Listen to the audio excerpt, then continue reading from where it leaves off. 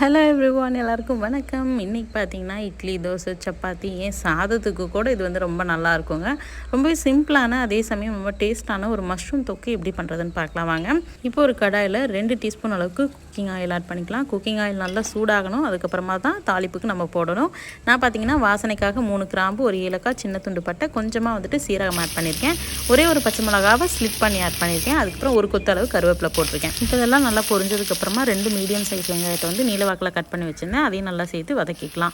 வெங்காயம் நல்லா golden brown ஆனதுக்கப்புறம் 1 டீஸ்பூன் அளவுக்கு இஞ்சி பூண்டு விழுது ஆட் பண்ணிக்கிறேன். அதுவும் நல்லா வதங்கினதுக்கப்புறமா 3 மீடியம் சைஸ் தக்காளி சின்னதாக கட் பண்ணி வச்சுருந்தேன். அதையும் நம்ம சேர்த்துக்கலாம்.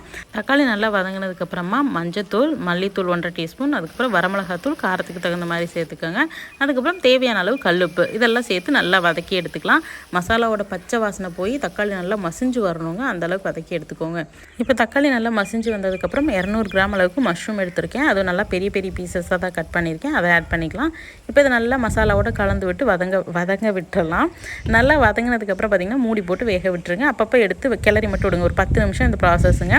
இது பார்த்திங்கன்னா அதுவே தண்ணி விட ஆரம்பிச்சிடும் மஷ்ரூமு. அப்படி தண்ணி விடலை அப்படின்னா நீங்கள் கொஞ்சம் மஷ்ரூமுக்கு வந்து தேவையான அளவு தண்ணி, ஒரு 1/4 கப் அளவு தண்ணி ஆட் பண்ணுங்கள்.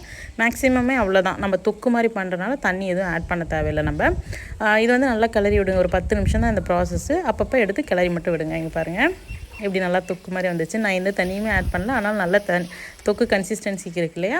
ஸோ இது பார்த்திங்கன்னா ஃபைனலாக கொஞ்சமாக கரம் மசாலா இல்லை சீரகத்தூள் போட்டுட்டு ஃபைனலாக கொஞ்சம் கோரியண்டர் லீவ்ஸ் போட்டு நம்ம இறக்கணும் அப்படின்னா சூப்பரான மஷ்ரூம் தொக்கு ரெடி ஆயிடுச்சுங்க. ட்ரஸ்ட் மீ, இது வந்து இட்லி, தோசை, சப்பாத்தி, ஏன் சாதத்துக்கு கூட ரொம்பவே நல்லாயிருக்குங்க. கண்டிப்பாக அதை ட்ரை பண்ணி பாருங்கள். ட்ரை பண்ணி பார்த்துட்டு எப்படி வந்துச்சுன்னு கீழே கமெண்ட்ஸில் சொல்லுங்கள். உங்கள் எல்லாரும் இன்னொரு இன்ட்ரெஸ்டிங்கான வீடியோவில் சந்திக்கிறேன். Until then bye, take care, பாய்.